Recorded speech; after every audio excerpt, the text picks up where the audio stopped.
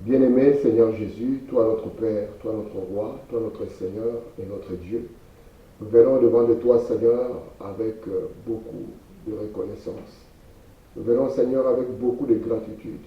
Nous venons Seigneur te louer et t'adorer. Tu mérites d'être adoré Seigneur. Toi qui nous aimes, toi qui nous supportes, toi qui nous portes et qui ne cesse d'accomplir des merveilles et des bienfaits dans notre vie. Nous qui ne méritons rien, nous qui sommes indignes en tout, ô Dieu, mais ton amour est plus fort que tout. Ainsi, Seigneur, reçois notre adoration, reçois notre reconnaissance, reçois, ô Dieu bien-aimé, l'expression de l'amour qu'il y a au plus profond de nous, parce que tu es la parole, et la parole n'est plus un secret pour nous. Tu t'es approché de nous, Seigneur, afin de prendre notre place, afin que, ô Dieu, nous puissions aussi prendre ta place, et qu'ensemble nous puissions partager le trône de gloire. Ainsi Dieu, alors que nous sommes rassemblés pour apprendre encore davantage de toi, nous te prions de venir et de parler à nos cœurs, de nous aider Seigneur Jésus. Nous ne pouvons rien, nous ne savons rien. Toi tu peux tout, toi tu sais tout. Ainsi Père, descends avec ta délivrance et fais du bien à notre cœur. Nous voulons Seigneur Jésus apprendre ce qu'est ta parfaite volonté et demeurer là.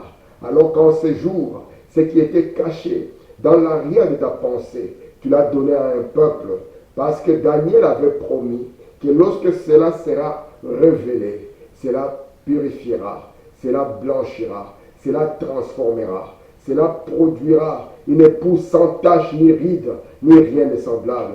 Et nous vivons, Seigneur, dans ce temps que Daniel a vu. Ainsi, Père, nous t'invitons. Viens avec ton programme, le programme parfait de ta volonté, et implante-le dans nos cœurs.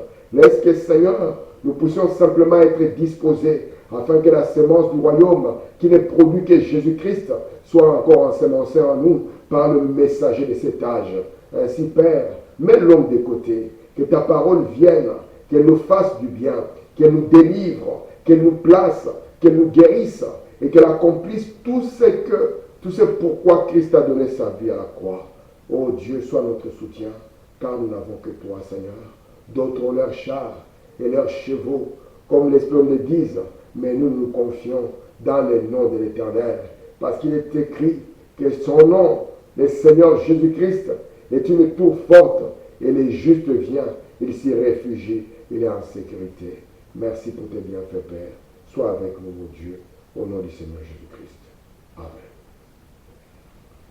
Que le Seigneur Jésus-Christ vous bénisse richement. Je vous salue tous dans le nom puissant, le nom suffisant de notre Seigneur. Comme vous le savez, nous allons continuer avec notre sujet que nous intitulons toujours les 7 faiblesses de Moïse. Nous sommes en train juste de descendre tout doucement en douceur jusqu'à ce que nous arrivons à la fin de ceci. Sans plus tarder, nous allons lire l'Écriture et pour cela, nous allons prendre dans Exode au chapitre 19. Exode chapitre 19, nous commençons au verset 1er. La Bible dit ceci. Le 3e mois après leur sortie du pays d'Égypte, les enfants d'Israël arrivèrent ces jours-là au désert de Sinaï. Étant partis de Réphidim, ils arrivèrent au désert de Sinaï. Et ils campèrent dans le désert. Israël campa là, vis-à-vis de la montagne. Moïse monta vers Dieu, et l'Éternel l'appela du haut de la montagne en disant, tu parleras ainsi à la maison de Jacob, et tu diras aux enfants d'Israël, vous avez vu ce que j'ai fait à l'Égypte, et comment je vous ai porté sur des ailes d'aigle et amené vers moi. Maintenant, si vous écoutez ma voix, et si vous gardez mon alliance, vous m'appartiendrez entre tout le peuple, car toute la terre est à moi. Vous serez pour moi un royaume, des sacrificateurs, et une nation sainte. Voilà les paroles que tu diras aux enfants d'Israël. Moïse vint appeler les anciens du peuple et mit devant eux toutes ces paroles comme l'Éternel lui avait ordonné. Le peuple tout entier répondit, nous ferons tout ce que l'Éternel a dit. Moïse rapporta les paroles du peuple à l'Éternel. Amen. Je vais lire encore dans 1 Pierre au chapitre 2. Et là, je lirai le verset 9 et le verset 10. Pierre, ici, il est en train de s'adresser, vous voyez, à une race élue. Il dit ceci, vous, au contraire, vous êtes une race élue, un sacerdoce royal, une nation sainte, un peuple acquis ou racheté, afin que vous annonciez les vertus de celui qui vous a appelé des ténèbres à son admirable lumière. Vous qui étiez autrefois un peuple, vous qui autrefois n'étiez pas un peuple, et qui maintenant êtes le peuple de Dieu, vous qui n'aviez pas obtenu miséricorde, et qui maintenant avez obtenu miséricorde. Que Dieu ajoute des bénédictions à la lecture de la parole. Nous pouvons nous asseoir pour ceux qui sont debout. Alors je vous salue encore une fois au nom du Seigneur. Vous savez, nous sommes toujours dans ce sujet, les 7 faiblesses de Moïse, où nous avons pris Moïse non pas simplement dans sa position de leader, mais nous avons voulu le prendre comme un croyant, comme l'Église telle que nous la voyons aujourd'hui. Lorsque nous remarquons dans Exode 19 ici, nous voyons le verset 6 d'Exode, où il est écrit, « Vous serez pour moi un royaume de sacrificateurs, une nation sainte. » Voilà les paroles que tu diras à Israël. Nous voyons que Dieu avait sur son cœur le poids d'avoir des rois et des sacrificateurs et de produire une nation qui est sainte. Mais remarquez maintenant, alors que c'est quelque chose que Dieu avait proposé aux enfants d'Israël dans Exode 19, verset 6, lorsque Pierre revient de nouveau, il parle maintenant aux gentils. Il leur montre qu'ils étaient sans miséricorde, qu'ils n'étaient même pas un peuple, que maintenant ils ont obtenu une miséricorde et qu'ils sont un peuple. Et vous voyez le verset 9 de 1 Pierre chapitre 2, il dira, vous au contraire, vous êtes une race élue. Donc ceux qui n'étaient pas élus sont devenus élus, un sacerdoce royal, une nation sainte, un peuple acquis. Donc dans le programme de Dieu, il voulait avoir cette nation sainte. Il voulait avoir des rois et sacrificateurs. Il voulait avoir des lions et des agneaux, afin que le mystère du 5e sceau soit ouvert. Parce que lorsqu'on appelle le parrain rédempteur, on le présente comme un lion. Mais quand Jean se tourne, il voit un agneau.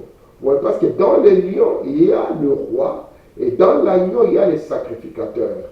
Ainsi, Dieu voulait voir ces deux vertus dans un peuple prophétique. Parce qu'il faut que cela descende sur un peuple prophétique. C'est pour cela que dans Exode 19, il dira ceci à Israël.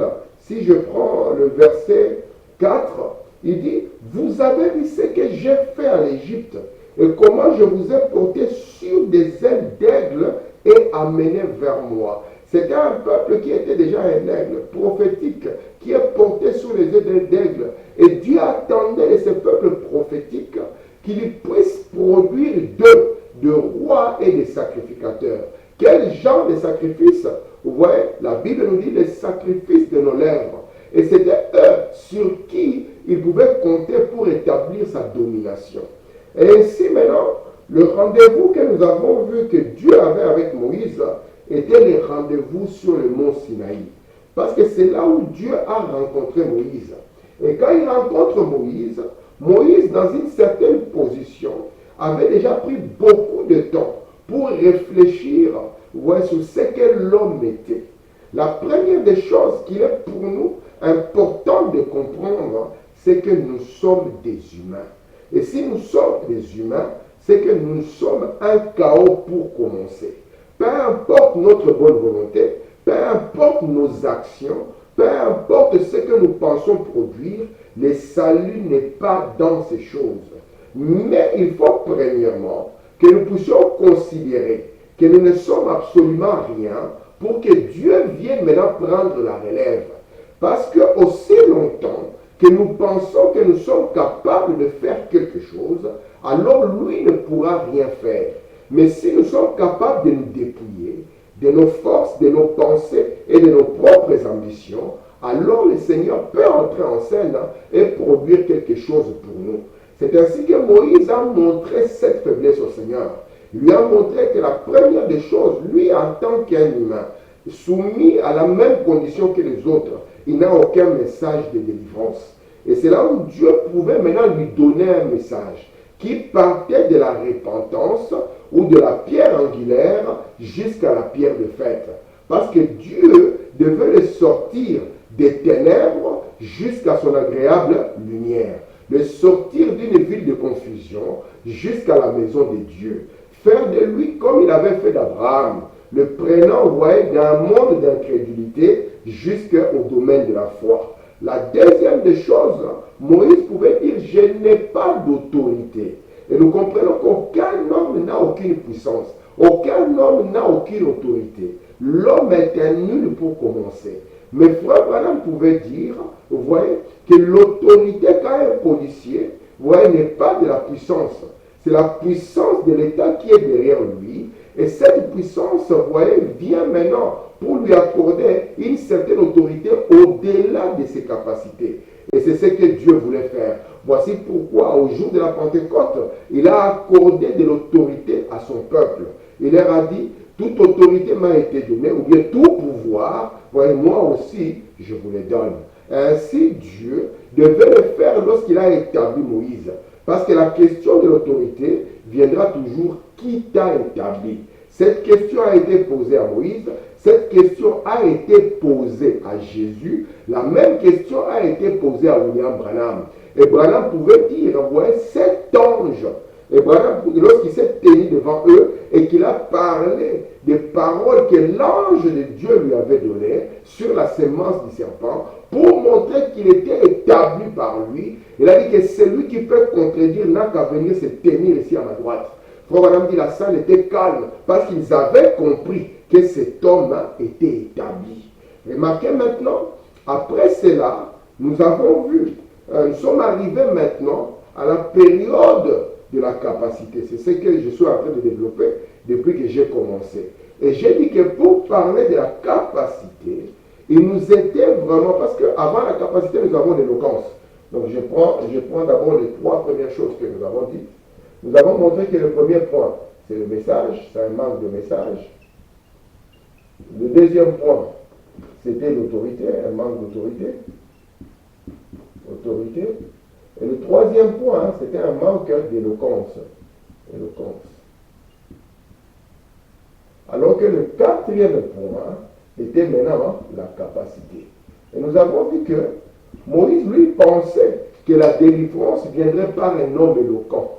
Et nous avons compris qu'il ne s'agit pas de l'éloquence. Il s'agit plutôt de ce qu'il y a dans le cœur. Voici pourquoi Dieu, s'il cherchait un éloquent, il ne viendrait jamais vers Moïse. Mais Moïse avait une particularité. C'est qu'il pouvait monter, dans le monde surnaturel et avoir ce que l'esprit naturel ne peut pas percevoir. Voici pourquoi Dieu a dit à Moïse que ceci n'est pas un problème. Ce que je vais faire, moi je vais t'établir Dieu. Parce que toi, tu peux entrer dans le monde du surnaturel. Ainsi, je te donnerai une bouche. Ça sera Aaron, ton frère. Tu viendras, tu placeras les paroles, que moi, je te donne dans la bouche d'Aaron. C'est ainsi qu'Aaron, à son jour, pouvait dire, Moïse a dit. Et cela était l'établissement des sacerdoces lévitiques.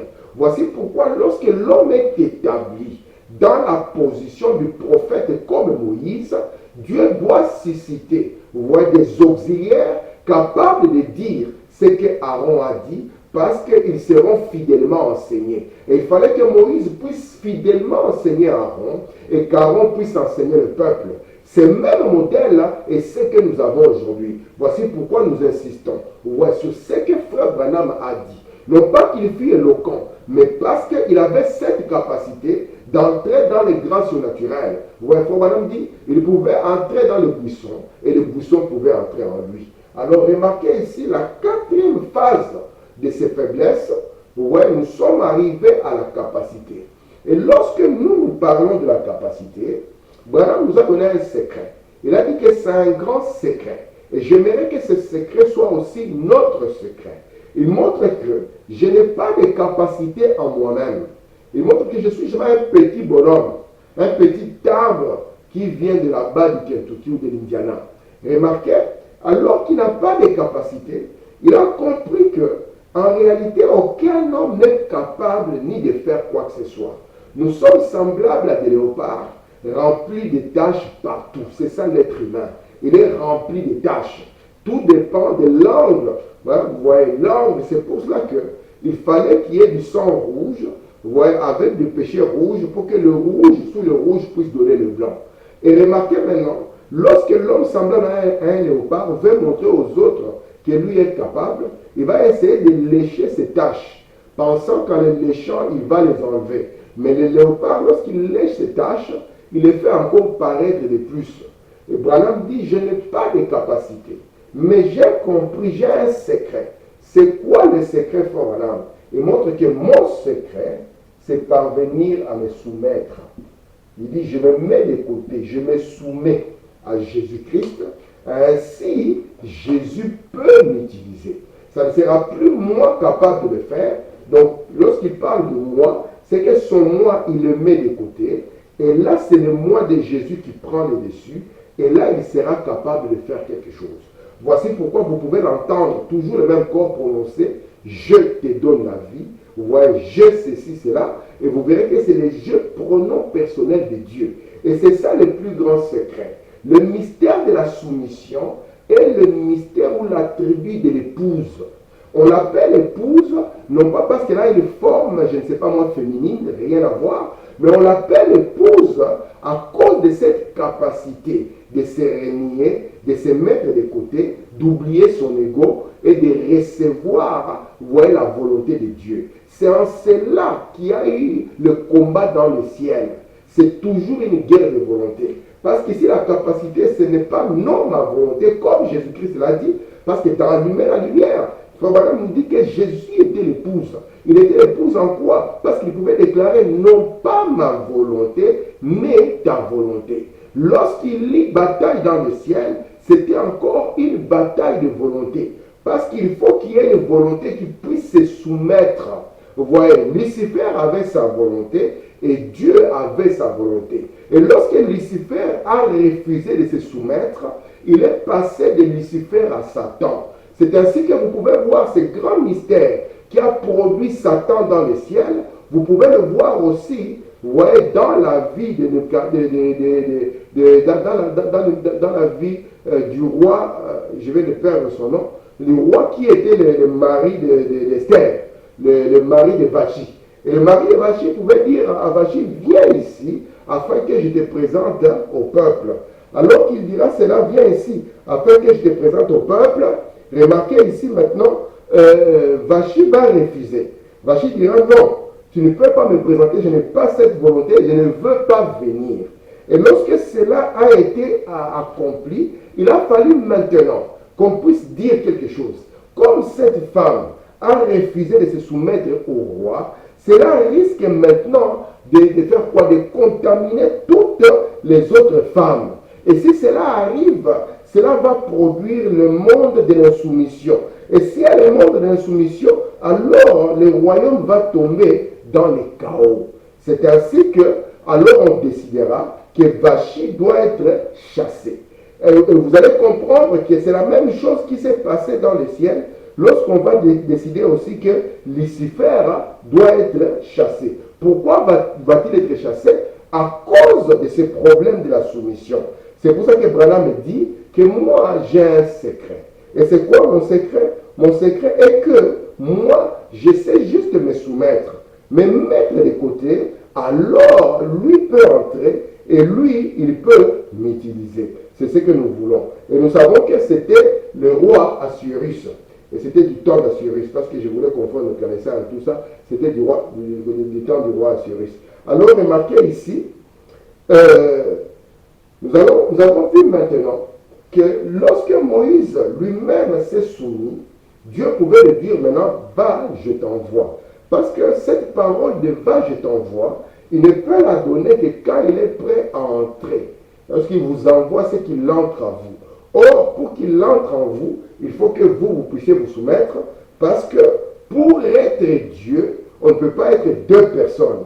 Il faut qu'il y ait une personne, parce que c'est la personne de Dieu, vous voyez, qui doit être exprimée. À Moïse, il a dit à Moïse, tu deviens Dieu.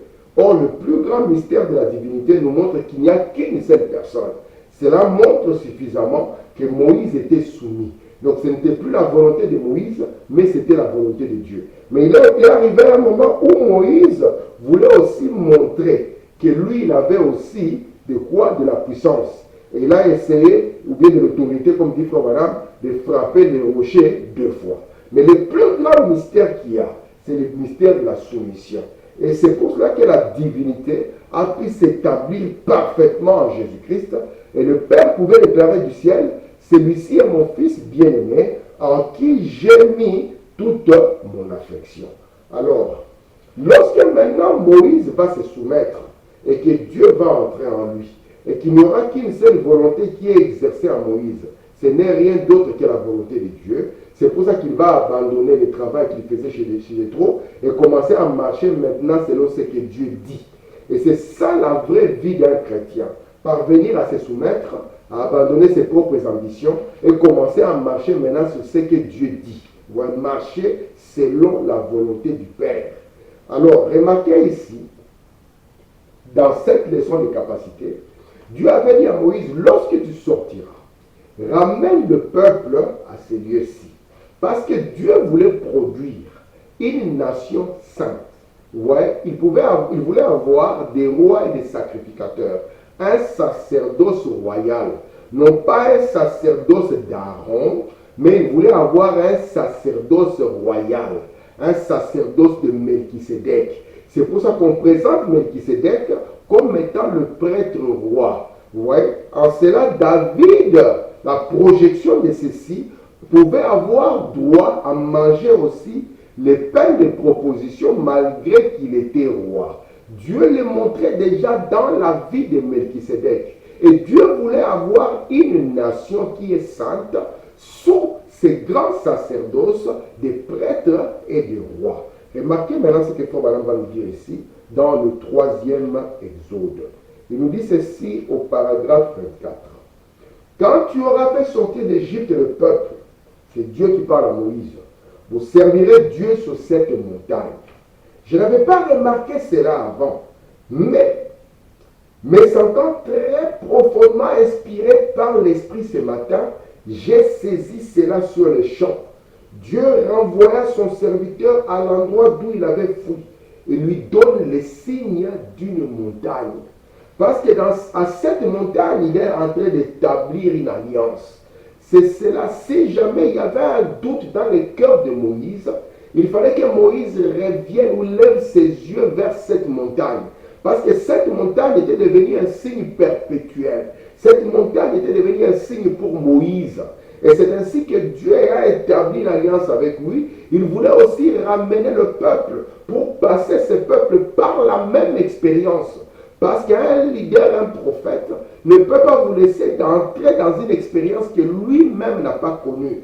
C'est ainsi que Dieu lui dit, écoute Moïse, tu es celui qui ouvre la voie. Ainsi amène-le et eux aussi vont entrer dans la même expérience que toi. Vous verrez Jésus-Christ, lorsqu'il est entré dans les eaux et qu'il en est sorti et que le Saint-Esprit est descendu sur lui, cela a été une expérience. Et c'est lui qui a ouvert le chemin de cela. Il fallait maintenant qu'après lui, l'Église, ou ses disciples, puissent aussi entrer dans l'eau et le Saint-Esprit descendant sur eux. Parce que lui était celui qui ouvrait la voie. C'est pour ça qu'il pouvait dire à ses disciples, il dit, maintenant vous savez où je vais et vous en connaissez le chemin. Parce que le principe mystère d'un prophète comme Moïse, c'est qu'il est le chemin, il est le modèle, il est celui qui ouvre la voie. Ainsi, il donne à Moïse un signe perpétuel. Il dit, si jamais il y a une alliance qui est établie ici, c'est ainsi que vous verrez, à chaque fois que viendra un prophète comme Moïse, il y aura toujours un signe éternel qui l'accompagnera. Vous voyez, les dieux des montagnes. Je continue ici, dans reconnaître votre jour et son message. Frère nous dit ici, dans le paragraphe 134, c'est lui qui a prêché le 26 juillet 1964. Il dit, il ne s'est pas montré lui-même en Égypte. Donc la révélation de la divinité, cela n'est pas arrivé en Égypte. Frère nous dit, on va le voir lorsque nous parlerons du succès, il va nous montrer les deux choses, la chose qui a manqué à Moïse, quand Moïse a voulu aller délivrer Israël de lui-même. On va voir cela quand nous allons parler du succès. Remarquez ici, il dit, il ne s'est pas montré lui-même en Égypte. Donc Moïse étant en Égypte, n'avait pas reçu la révélation de Dieu. C'est ainsi qu'il faut premièrement quitter l'Égypte pour que Dieu se révèle pleinement à vous. Il ne s'est pas montré lui-même en Égypte, mais uniquement par les miracles et les signes. Tout ce qu'il pouvait voir de Dieu en Égypte, ce n'est rien d'autre que les miracles et les signes. C'est pour ça que parfois, lorsque nous allons faire des campagnes et tout ça, Dieu peut venir et confirmer cela par des miracles et des signes, pour que cela attire l'attention des gens, qu'ils quittent l'Égypte et viennent, afin que Dieu se révèle maintenant à eux. Écoutez, seulement quand il les eut tous rassemblés, il leur apparut de nouveau. Et il confirma le ministère de Moïse devant les élus. Donc il est venu, quand il les a rassemblés à Sinaï, il devait descendre pour confirmer Moïse. C'est pour ça que cette colonne de feu, ce n'est pas juste pour prendre des photos, pour que les prédicateurs puissent la voir sur leurs photos. Mais c'est quelque chose qui vient pour confirmer un messager, le messager de l'Exode. Regardez ici, il continue. Et ceux qui avaient été appelés à sortir, il dit ceci, il confirma le ministère de Moïse devant les élus et ceux qui avaient été appelés à sortir. Après que ce prophète les eut taillés pour les détacher de ces pays-là et qu'il les y amenait dans un lieu, alors la colonne de feu apparut de nouveau et au sommet du mont Sinaï. Il les a amenés là-bas afin qu'ils puissent maintenant voir leur Dieu. Voir signifie comprendre. Parce qu'il ne pouvait pas se révéler à eux dans le pays d'Égypte. Il ne peut pas se révéler à vous dans la mondanité. Là, la seule chose qu'il peut faire, c'est attirer votre attention par des signes et des prodiges. Mais il veut une nation sainte, un sacerdoce royal.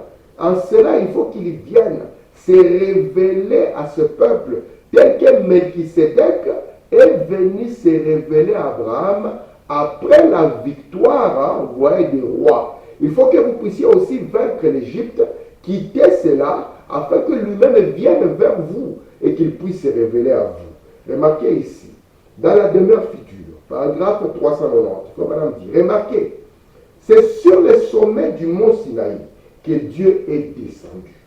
Quand il a parlé à Israël dans une colonne de feu, il est descendu sur le sommet d'une montagne, le mont Sinaï.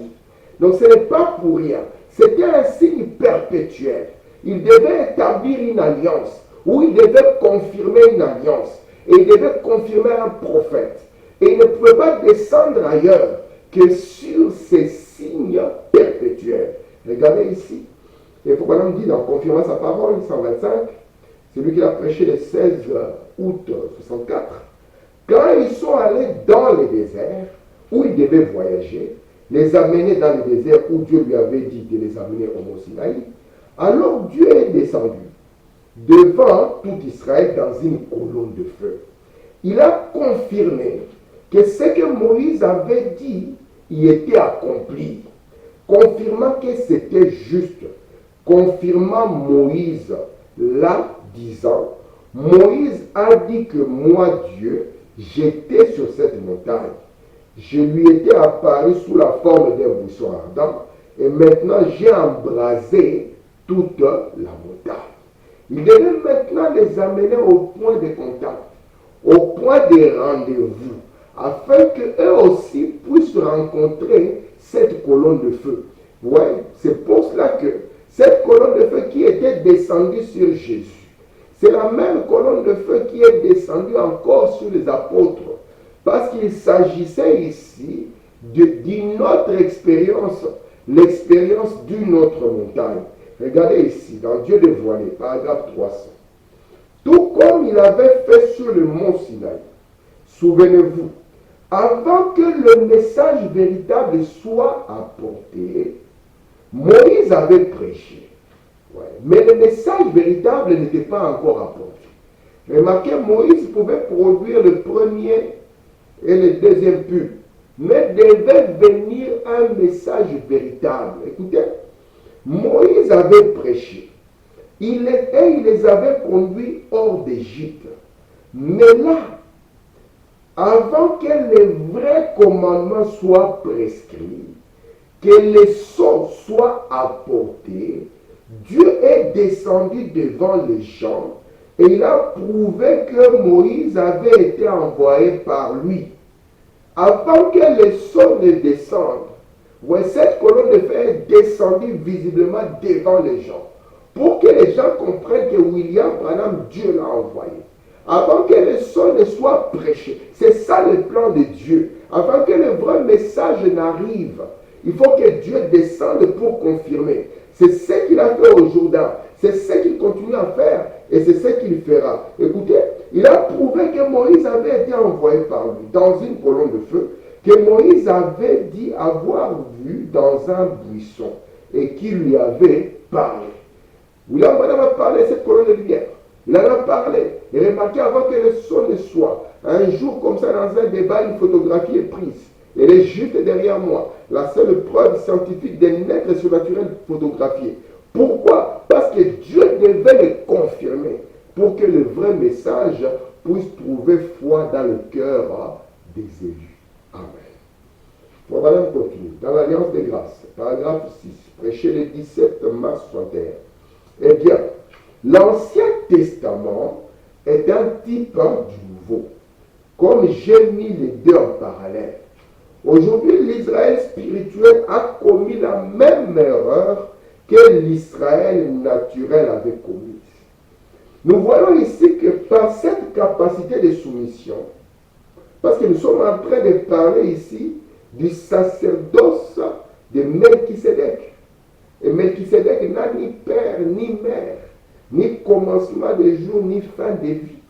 Ouais, mais Jésus fut rendu semblable à lui. Remarquez ici, alors que nous parlons ici de cette capacité de soumission qui a produit la divinité en Moïse, cette capacité de soumission qui a produit la divinité en Jésus, cette capacité de soumission qui a produit la divinité en William Branham, Frère Branham nous dit qu'Israël, malgré que cela a été accompli devant eux, ouais, ils ont commis une grave erreur. Et l'Église aussi commet la même erreur aujourd'hui. Frère Branham continue. Quand ils sont arrivés là, l'endroit même, c'était le lieu de rendez-vous. Le mont Sinaï était le lieu de rendez-vous. Dieu était descendu devant eux avant que le son ne vienne. Dieu était descendu devant eux pour confirmer cet homme. Dieu était descendu devant eux pour montrer à cet homme, à ce peuple, que cet homme est un modèle pour vous. Et vous devez marcher sur les mêmes pas que lui. Et Branham dit très exactement comme eux, Exode 19. Il est en train de parler ici de l'Exode 19, de la plus grande erreur. Maintenant, je continue ici, dans l'eau toujours présente au rocher, paragraphe 87. Maintenant, nous voyons que le long de cette route, après qu'ils devinrent ainsi, ils arrivèrent à un endroit, Horeb. Le mot Horeb signifie un endroit sec ou un désert. Ouais, nous, quand nous venons dans le monde, aussi longtemps que nous ne sommes pas en contact avec l'eau de vie, nous sommes des êtres secs. Nous sommes des piquants les uns pour les autres. Moïse n'était plus en communion, ni avec Dieu, ni avec son peuple. Il s'était trouvé dans un lieu désert. Et c'était exactement le type du peuple d'Israël. Lorsque Dieu le conduit à Horeb, Horeb signifie un désert et Sinaï signifie épineux. On ne peut trouver les épines. Dans le désert, il n'y a qu'une seule végétation capable de résister. Ce n'est rien d'autre que les épines. Or, les épines, c'est quoi? C'est le type d'une végétation qui n'a pas assez d'eau. Si simplement elle peut recevoir de l'eau, ça peut devenir un temps de rafraîchissement. Et Dieu voulait amener un temps de rafraîchissement, sachant que chaque homme qui vient sur la terre n'est qu'un désert, un lieu aride, rempli de démons. Mais il lui faut un temps de rafraîchissement. Il voulait conduire Israël à un temps de rafraîchissement. Comme Pierre avait dit, parlant à l'Église, qu'il viendra un temps de rafraîchissement de la part de Dieu, avant que le ciel relâche Jésus-Christ de nouveau. Remarquez, ici c'était le lieu de rendez-vous, pour que Dieu puisse amener le désert à fleurir de nouveau, parce qu'on avait dit que dans le millénium, il y aura le désert qui fleurira encore. Pourquoi? Il y aura un temps de rafraîchissement.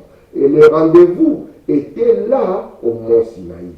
Écoutez, il gira par lui-même, paragraphe 202.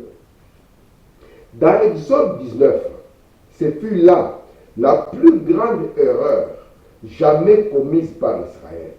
Alors que la grâce avait déjà pourvu à leur salut. Ils étaient en Égypte à gémir et à crier. Mais une grâce particulière, une grâce souveraine est descendue dans une maison. Comme une visitation.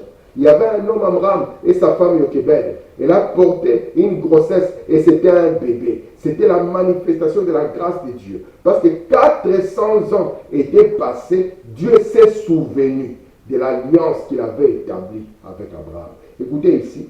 Alors que la grâce avait déjà pourvu à leur salut, ils ont voulu ensuite avoir quelque chose à faire pour mériter cela.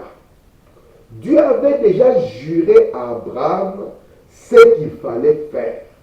Ils ont dit, donne-nous la loi.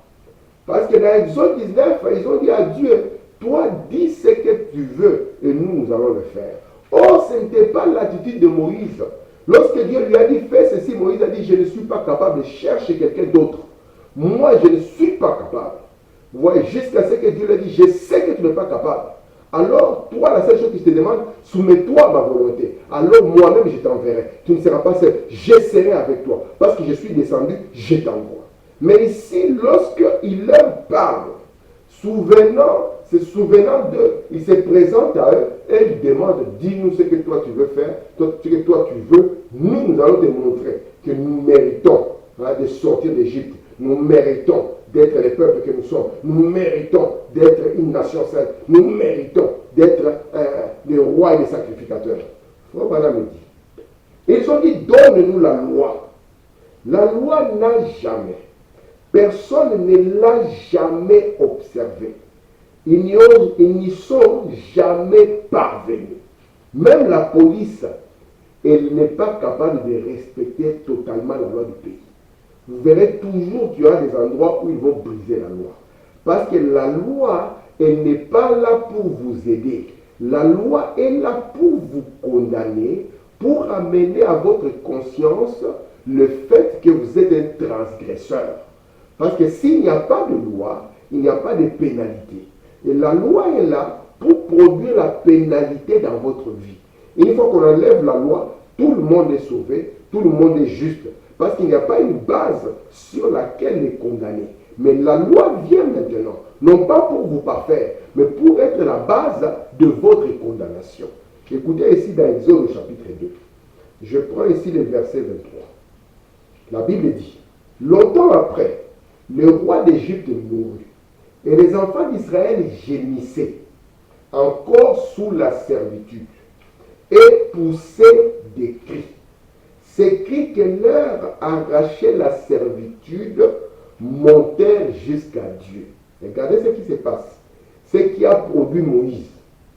Dieu entendit leur gémissement et se souvint de son alliance avec Abraham. Donc Dieu avait établi une alliance. Il y avait une alliance déjà qui était établie. Établie comment? Établie avec un homme. Cet homme-là s'appelle Abraham. Ouais, Abraham. Ouais. Dieu est venu à trouver un homme sec. Il n'y avait pas de vie en lui. Un désert complet. Sa femme aussi désertique comme tout. Mais il lui a donné une partie de son nom. L'a vivifié. Lui a donné une postérité. Ouais, ici maintenant, Abraham a eu principalement, j'ai toujours l'habitude de dire que cet homme avant, il s'appelait Abraham. Et Dieu est venu et lui a ajouté une partie de son nom. Remarquez ici, nous avons deux pères. Il y a le père Abraham et le père Abraham. Abraham est le père d'Isaac, tandis qu'Abraham est le père d'Ismaël. Ce n'est pas la même personne. Ici, c'est une personne changée. Ici, c'est une personne transformée. Une personne transfigurée. C'est ainsi qu'on a ici comme deux montagnes, comme deux alliances, comme deux femmes, ouais, qui sont allégoriques. Remarquez ici, ce qui nous intéresse, ce n'est pas Abraham. Parce que celui-là, vous voyez, la femme, le fils de la femme esclave ne peut pas hériter avec le fils de la femme qui est libre. Ismaël était un fils selon la chair, mais ici, il devait avoir un fils selon la promesse. Et regardez ici, Exode 2, verset 24, Dieu entendit les gémissements et se souvint de son alliance avec Abraham, Isaac et Jacob. Parce que lorsqu'il fait l'alliance, il fait cette alliance avec Abraham et sa postérité. Dieu a entendu les gémissements et se souvint de son alliance avec Abraham. Cette alliance est partie vers Isaac. Et d'Isaac, l'alliance est arrivée à Jacob. Comme on dit en hébreu, à Jacob. Vous voyez? Lorsque ça arrive à Jacob, c'est Jacob qui sera appelé Israël. Donc lorsqu'il regarde le peuple d'Israël, il regarde en même temps le frère Jacob. En se souvenant qu'il avait fait une alliance avec eux. C'est quoi cette alliance? Il avait fait la première alliance avec l'homme. Je crois que bientôt je vais finir, peut-être qu'on y reviendra prochainement. Il a fait la première alliance avec l'homme. C'était une alliance conditionnelle. Il a dit à Adam, le jour où tu en mangeras, ce jour-là tu mourras. C'était une alliance avec une condition. Et à chaque fois qu'il y a une condition, l'homme brise toujours la condition. Remarquez ici, parce que nous avons plusieurs alliances dans la Bible, les alliances majeures. Je laisse l'alliance adamique, je laisse l'alliance de Noé. J'arrive ici à l'alliance abrahamique, vous voyez. Qu'est-ce que je vais remarquer ici? Je vais voir ici que l'alliance abrahamique, c'est une alliance sans condition. Il a dit simplement, je te bénirai. Vous voyez? C'est pour ça qu'Israël avait simplement une bénédiction. Quoi?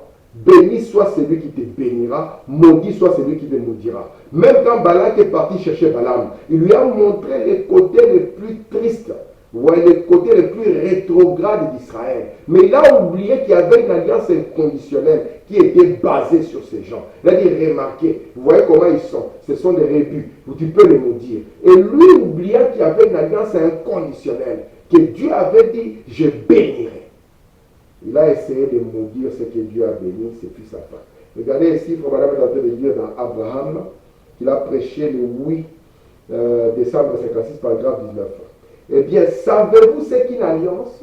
Une alliance est une entente. Il faut vraiment montrer que les nations, peut-être qu'on y reviendra la fois prochaine, les nations ont différentes manières de faire une alliance.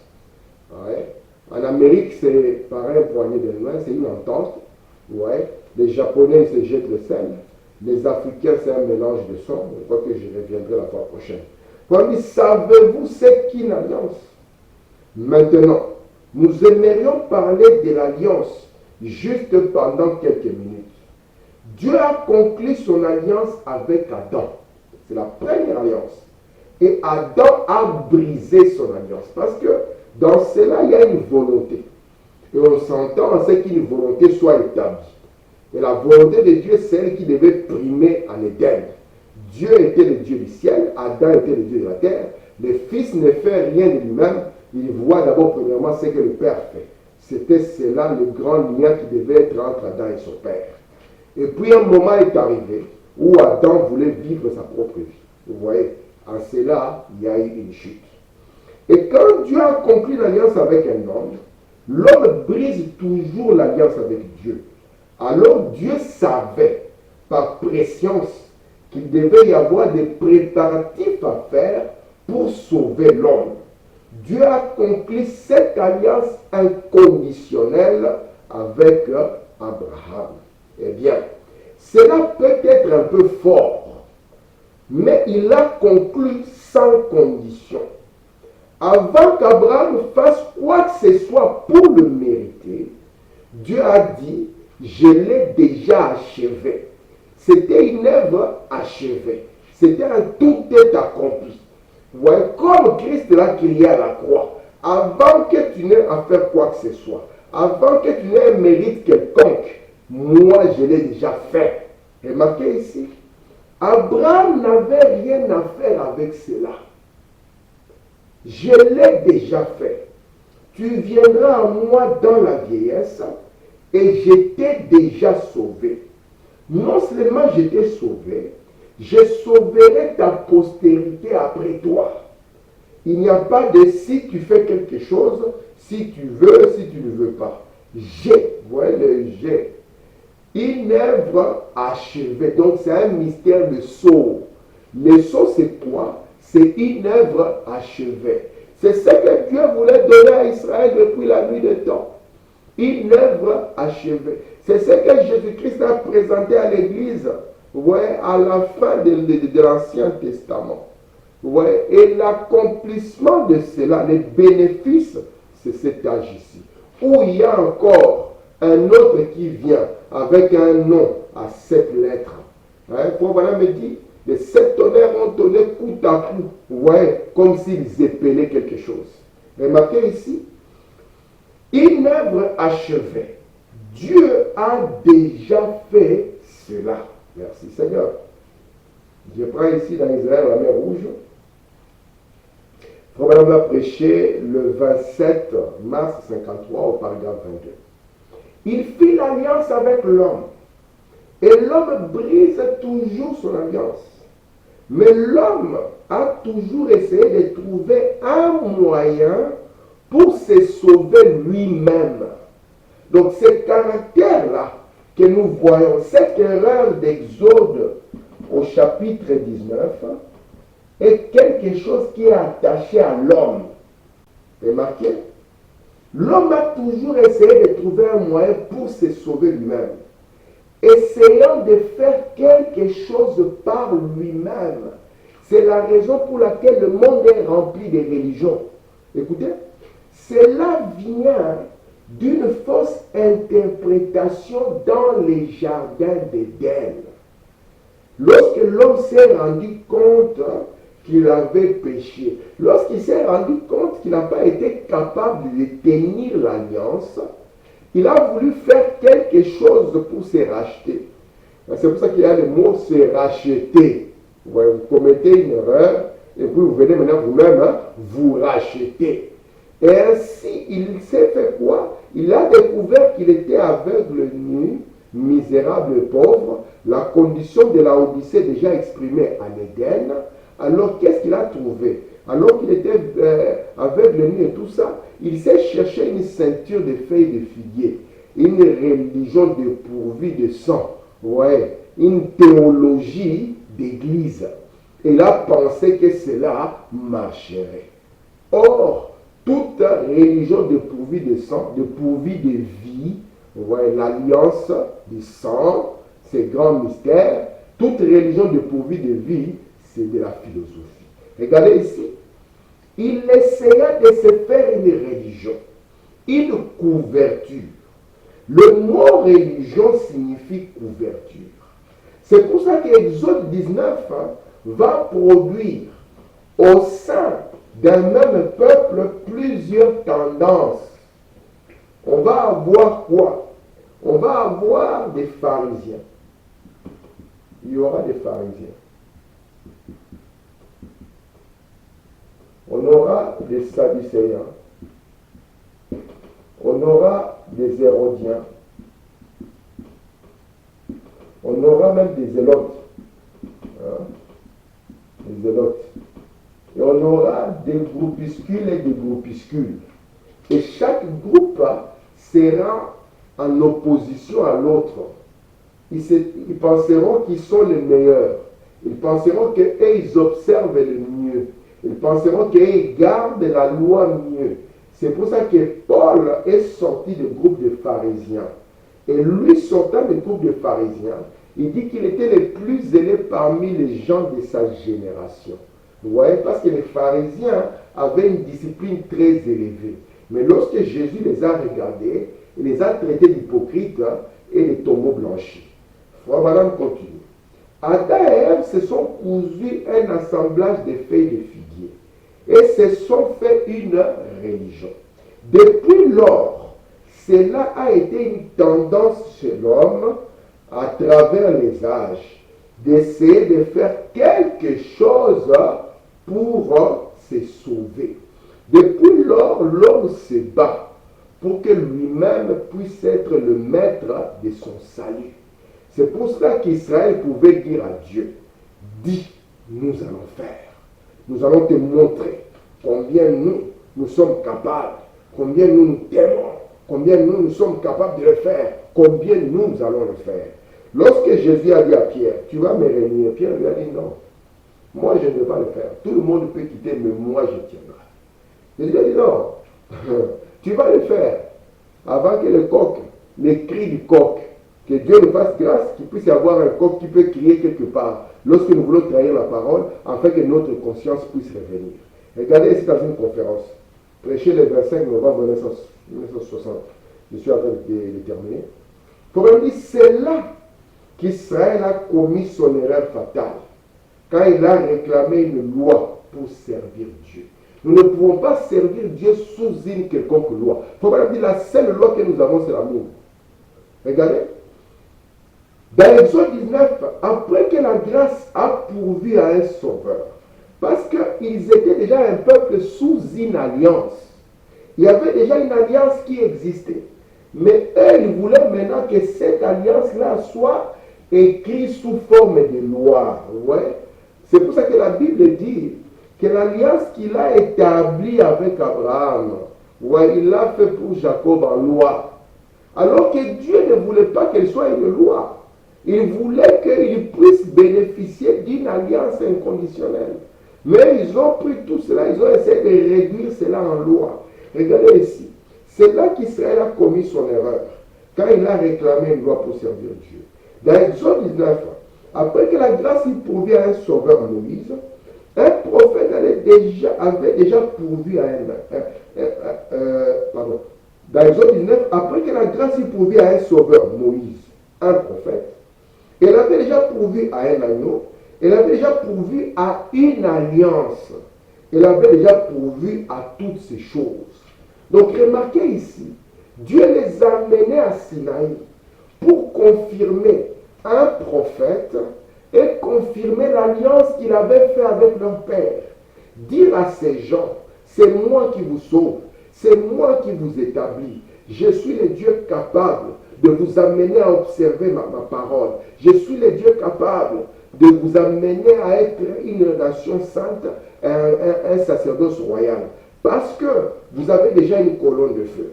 Oui, j'ai rencontré votre prophète dans une colonne de feu. Vous avez déjà une alliance. J'ai rencontré votre père Abraham en alliance, dans une alliance. Vous avez déjà un agneau. C'est par ces sangs-là que vous êtes sortis, parce qu'ils devaient avoir une religion qui est pourvue de sang. Mais eux, ils n'en voulaient pas. Donc, madame dit, elle avait déjà pourvu à toutes ces choses. Ma dernière citation. Et cependant, ils voulaient quelque chose à faire d'eux-mêmes. Ils voulaient une théologie. C'est ça la grande chose à laquelle nous sommes confrontés, même aujourd'hui. Frère Branham montre qu'il y a une alliance. Dieu n'avait pas encore à traiter une nouvelle alliance avec Israël. Il avait déjà une alliance avec leur père Abraham. Parce que leur sortie d'Égypte était basée sur l'alliance inconditionnelle d'Abraham. Exode 2 nous l'a confirmé, que lorsque les cris sont montés, Dieu s'est souvenu, non pas d'eux. Il a commencé d'abord à se souvenir de l'alliance qu'il avait faite avec leur père. Parce que cette alliance qu'il avait faite avec leur père, il avait fait aussi avec Isaac. Et puis il l'a fait avec Jacob. De manière que sur base de cette alliance, il a pourvu maintenant d'un prophète. Un prophète libérateur. Un prophète sauveur, pour qu'il puisse les prendre sur les ailes de l'aigle dans le mystère de l'enlèvement, pour les amener devant lui. Frère Branham dit, mais eux, ils voulaient une théologie. Parce que dans la théologie, nous pouvons avoir des pharisiens, nous pouvons avoir des sadducéens, et remarquez même Paul, quand il s'est trouvé en face des pharisiens et des sadducéens, il connaissait la doctrine des uns et des autres. Et quand il savait que les deux veulent l'attaquer, lui a été assez intelligent. Il l'a mis en confrontation les uns aux autres. Parce que comme les sadducéens ne croyaient pas à la résurrection, et que les pharisiens y croyaient, il a dit, je suis ici parce que je crois à la résurrection. Et automatiquement, la guerre commençait. Parce qu'eux, ils voulaient d'une théologie.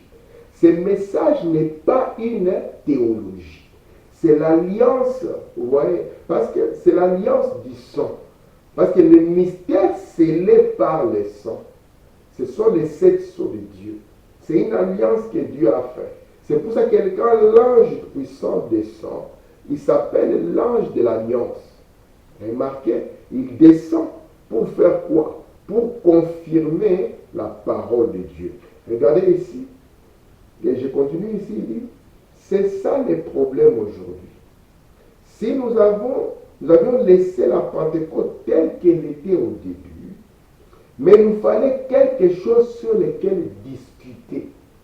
Il nous fallait être des trinitaires, des binitaires, des unitaires. L'Église de Dieu. Je continue, c'est toujours le même paragraphe. Le paragraphe conférence, une conférence toujours. Il nous fallait avoir un chapitre 20 d'Exode. C'est là où je m'arrête aujourd'hui. Donc, dans Exode 19,